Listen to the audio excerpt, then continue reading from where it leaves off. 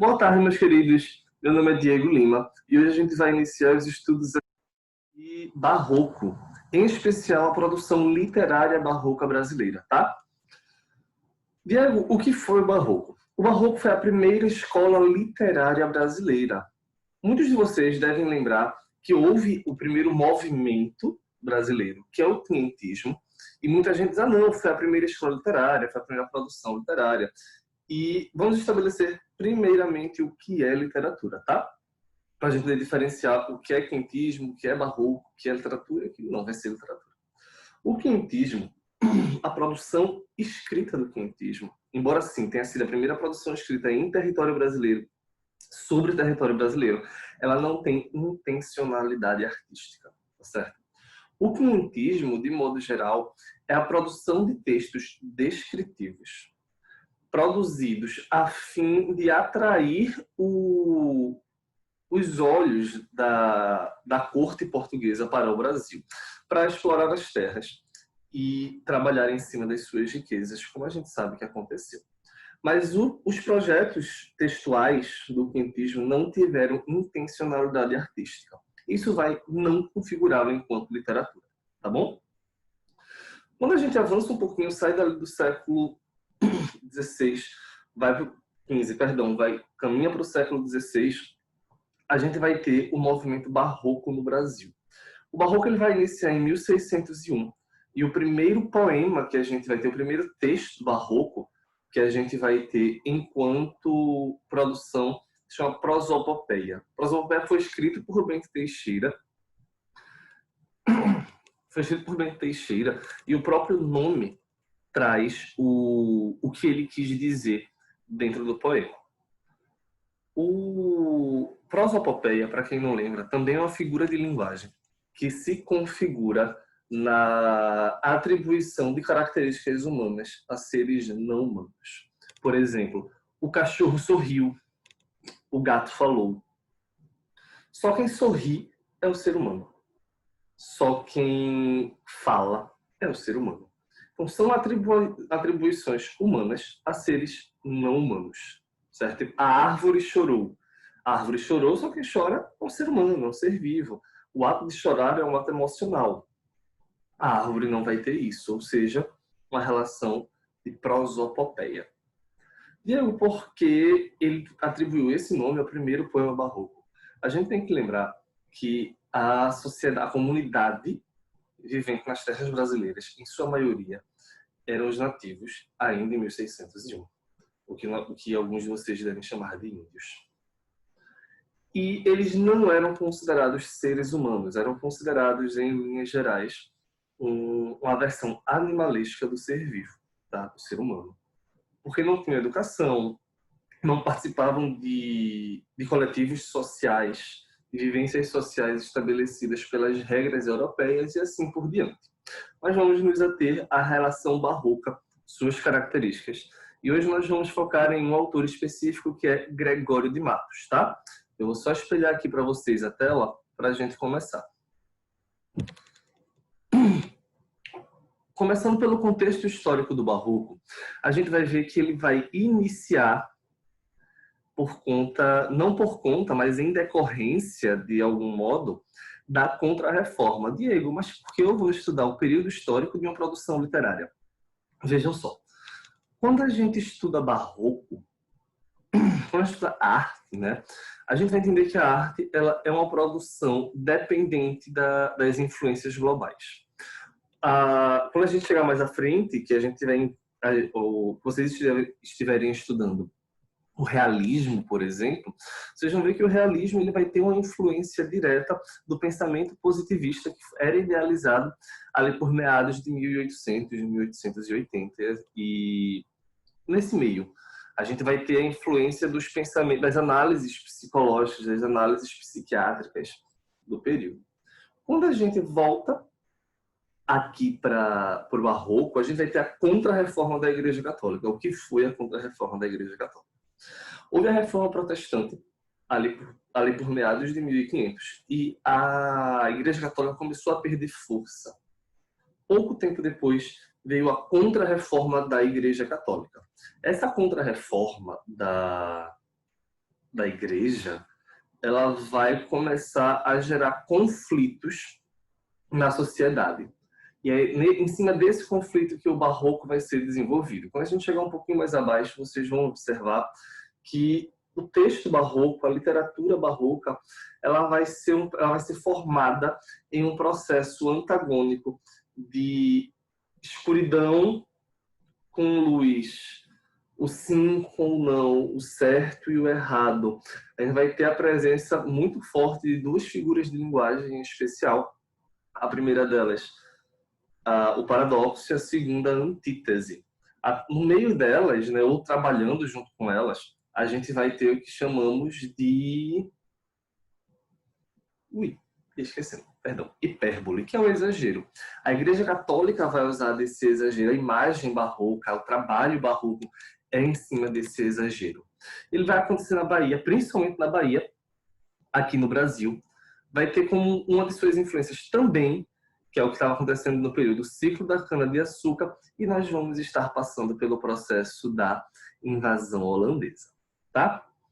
Sobre as características do barroco, a gente vai ter como a principal característica o conflito entre o corpo e a alma, tá? O teocentrismo com o antropocentrismo. A gente vai pensar em Deus sobre todas as coisas. A Igreja Católica realmente tem essa força toda, porque essa força toda, esses questionamentos vão estar em ascensão no período barroco. A passagem do tempo é algo muito presente também na literatura barroca, a gente vai ver isso em um dos textos de Gregório de Matos. O cultismo e o conceptismo. Diego, o que é cultismo e conceptismo? O conceptismo são duas estéticas, são duas características estéticas do barroco, que a gente vai entendê-las como o jogo de ideias e o jogo de palavras, tá? A gente vai ver isso na prática já já.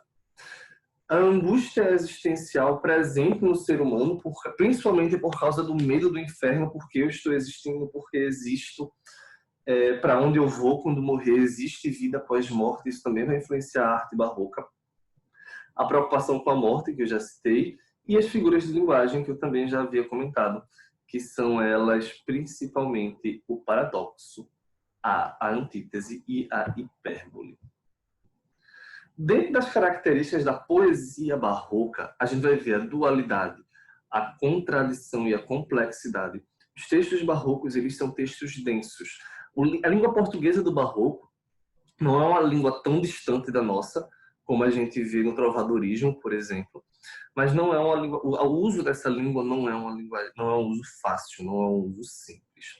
O obscurismo e o sensualismo, o barroco, ele vai ter dentro da sua poesia versões eróticas ou aspectos eróticos. Gregório de Matos, por exemplo, que é o que nós vamos traçar hoje, ele vai ter ele vai dançar entre várias características barrocas. Ele vai ter poemas líricos, poemas satíricos, poemas eróticos, inclusive por causa de um dos poemas dele eróticos, que ele é expulso do Brasil, ele faz um poema erótico para uma freira, que eu comento em breve sobre ele. Temas religiosos e profanos, olha aí, começando a aparecer o antagonismo, a antítese que eu havia comentado, a valorização dos detalhes. Quando chegarmos mais à frente, que nós vemos as artes plásticas barrocas, a gente vai ver a riqueza dos detalhes. Mas a título de curiosidade, procurem depois deem uma procurada no Google, caso vocês não queiram esperar até a próxima aula, a mesma obra que é retratada em dois períodos diferentes, nas estéticas diferentes. Procurem o Davi de Golias. Davi de Michelangelo, que a gente tem uma réplica dele em Brenan, não sei se vocês já viram. Olhem o Davi, que foi feito por Michelangelo, e depois dei uma procurada no Davi de Bernini, que é o Davi com a estética barroca. É a mesma obra, é a mesma ideia, é a mesma inspiração, mas a estética de produção é diferente. O Davi de Bernini, vocês vão ver que é um Davi mais... Bernini não, perdão, de Michelangelo. É um Davi mais delicado, com a estética classicista. Aquele Davi que vai ter a presença do falo, mas o falo reduzido, os detalhes no corpo, aquele cabelo mais enroladinho. Quando a gente vem para o Davi de Bernini, que é o Davi barroco, você vai ver um Davi bem sério, com aspectos meio escuros. Outra das características barrocas, principalmente nas artes plásticas, é o movimento. Quando vocês olharem, vocês vão observar que a roupa que Davi está vestindo é como se ela estivesse sob a influência do vento. Ele vai estar em uma posição como se ele estivesse na hora de jogar a pedra que jogou em Golias. Uma cara bem séria, uma expressão bem obscura mesmo. E isso é muito a cara do barroco, tá? Essa é a relação que vocês podem tirar para vocês darem uma pesquisada e, enfim, vocês compreenderem a estética barroca nesse ponto. A valorização dos detalhes, a linguagem rebuscada, dramática e exagerada. Esse exagero é justamente a hipérbole que eu falei antes. O rebuscado e o dramático é o que vai fazer, lembrem, o drama ele é quase que apelativo. E o que a Igreja Católica quer também é atrair o público, conseguir prender os fiéis de volta a ela. Então ela vai usar dessa apelação para isso. E o fato de ser rebuscado é o que deixa complexo. Como eu disse, a língua não é tão distante, o uso da língua não é tão distante do nosso, embora tenha mais de 400 anos de diferença. A gente vai ter uma complexidade nesse uso, tá certo? O uso das figuras de linguagem, que eu já comentei, cultismo ou gongorismo, que é o jogo de palavras, o conceptismo ou quevedismo, que é o jogo das ideias. Avançando um pouquinho, a gente vai para Gregório de Matos, que viveu... ele é o principal cara, ele é a principal referência da poesia barroca no Brasil. Ele viveu entre 1633 e 1696. Nossa, Diego, mas ele viveu tão pouco tempo, nesse período.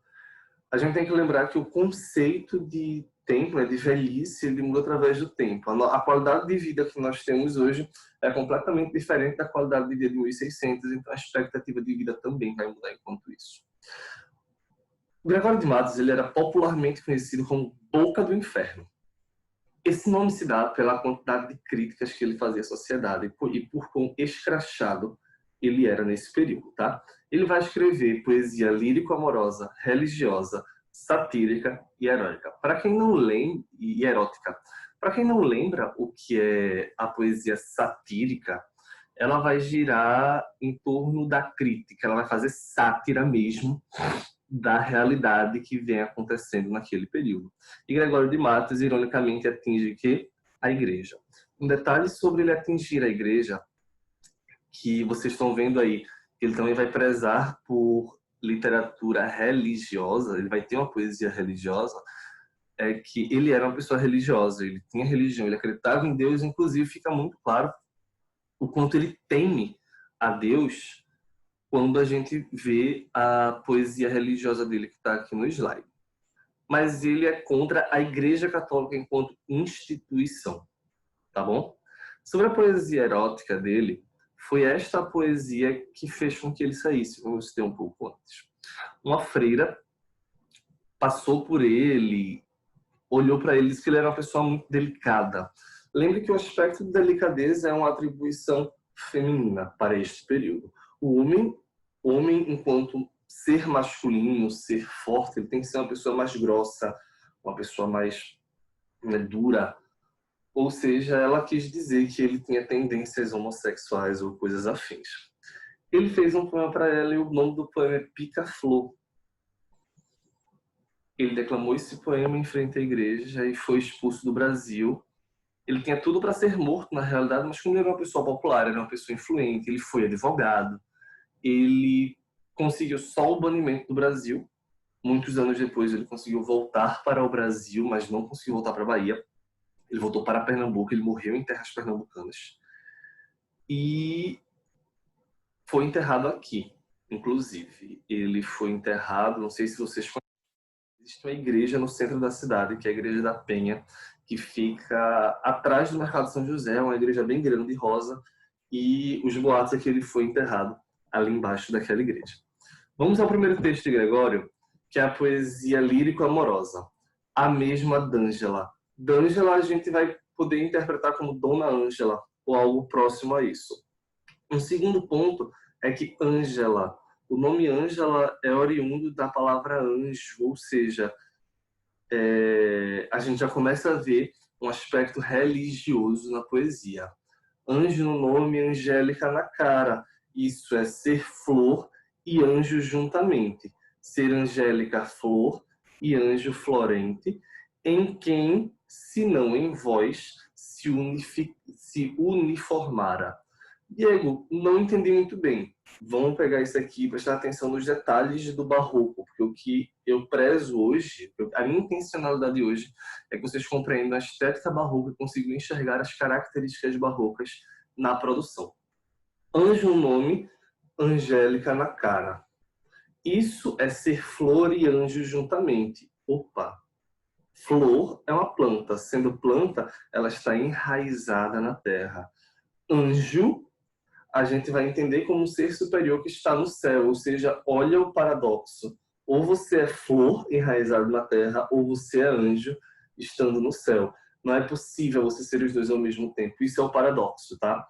Antítese, a gente só vai ver a contraposição de fatores. O paradoxo, ele preza ele pauta, né, no caso, a relação de coisas impossíveis.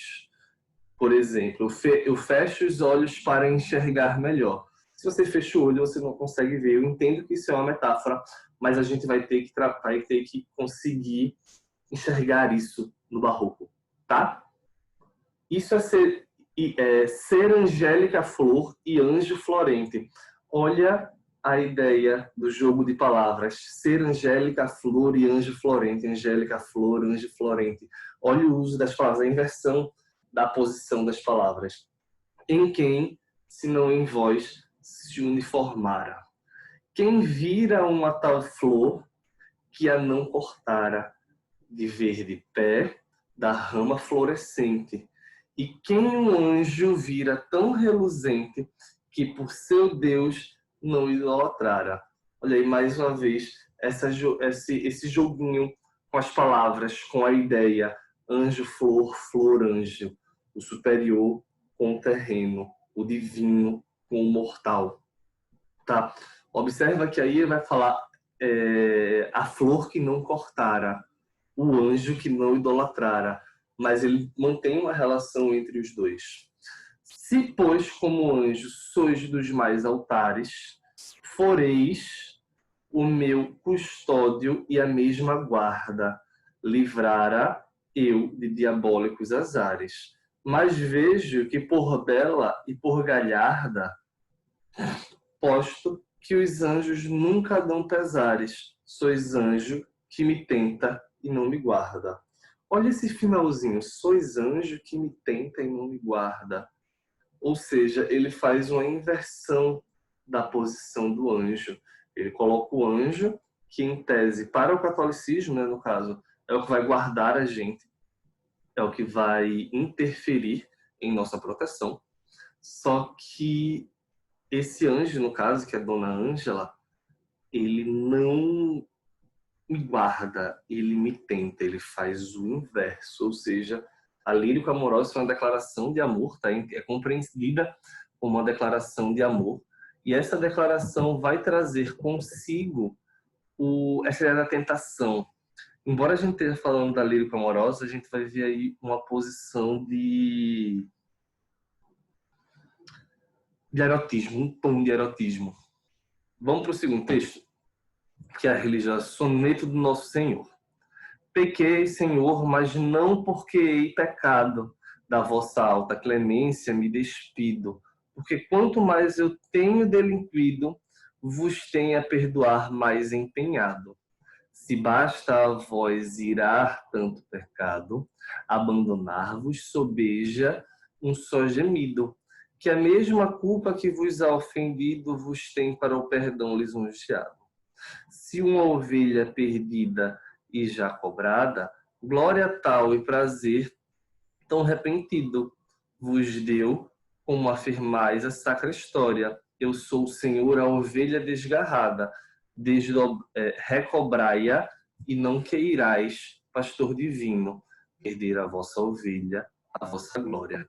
Diego, o que esse texto quer dizer? Eu não entendi. Eu li ele direto propositalmente, para você ver como a linguagem é uma linguagem densa. As palavras, né, os léxicos não são complexos, não são palavras tão estranhas, feitas a gente vai ver no parnasianismo, lá no fim do século XX, perdão, lá no fim do século XX. Mas a disposição, a organização sintática das palavras tornam o texto complexo. Pequei, Senhor, mas não porque hei pecado. De vossa alta clemência me despido. Porque quanto mais tenho delinquido, vos tem a perdoar mais empenhado. Vou focar só nesse trechinho, tá? Por causa do tempo da gravação, para vocês compreenderem o que ele quer dizer ao longo do texto e por que isso é uma versão religiosa da poesia dele. Ele assume aí que pecou, pequei, Senhor, mas não porque hei pecado. Da vossa alta clemência me despido, ou seja, ele se despede, ele se afasta da clemência divina, porque quanto mais tenho delinquido, a gente lembra aí de delinquente, tá? Quando a pessoa é um delinquente, é porque ele faz coisa errada, vos tem a perdoar mais empenhado, ou seja, ele é como se ele estivesse pedindo desculpas por errar demais e dito que tem se despedido dessa versão divina, desse perdão divino, porque ele peca muito e Deus já perdoou ele demais. Tá bom? Vamos avançar um pouquinho. E aqui a gente vai trazer a satírica. Observa que aí eu não tenho título. Alguns sonetos de Gregório de Matos, eles não têm título. Ele é disposto, na realidade, apenas à estrutura textual, sem título algum. Mas, Diego, isso pode? Pode. Acontecia muito, não só nele, mas quando a gente chegar no arcadismo, existem textos sem título, no romantismo tem textos sem título, mas foram produções de Gregório de Matos, tá? Neste mundo é mais rico o que mais rapa, quem mais limpo se faz, tem mais carepa. Com sua língua ao nobre vil decepa, o velhaco maior sempre tem capa. Neste mundo é mais rico quem mais rapa, rico, rapa, rico, rapa. Olha aí o joguinho de palavras novamente. Quem mais limpo se faz, tem mais carepa. Com sua língua, ao nobre o vil decepa. O velhaco maior sempre tem capa. Quando a gente tem velhaco, essa palavra é o que a gente aqui em Pernambuco, em especial os mais velhos, chamam de velhaco. É aquela pessoa que não paga, aquela pessoa que é o checheiro ou algo próximo a isso. Mostra ao patife da nobreza o mapa. Quem tem mão de agarrar, ligeiro trepa. Quem menos falar... Quem menos falar pode, mais increpa. Quem dinheiro tiver, pode ser papa. Quando ele traz aí quem dinheiro tiver pode ser papa, é para mostrar a corrupção da Igreja Católica e a busca incessante da Igreja Católica por riqueza e acúmulo de poder.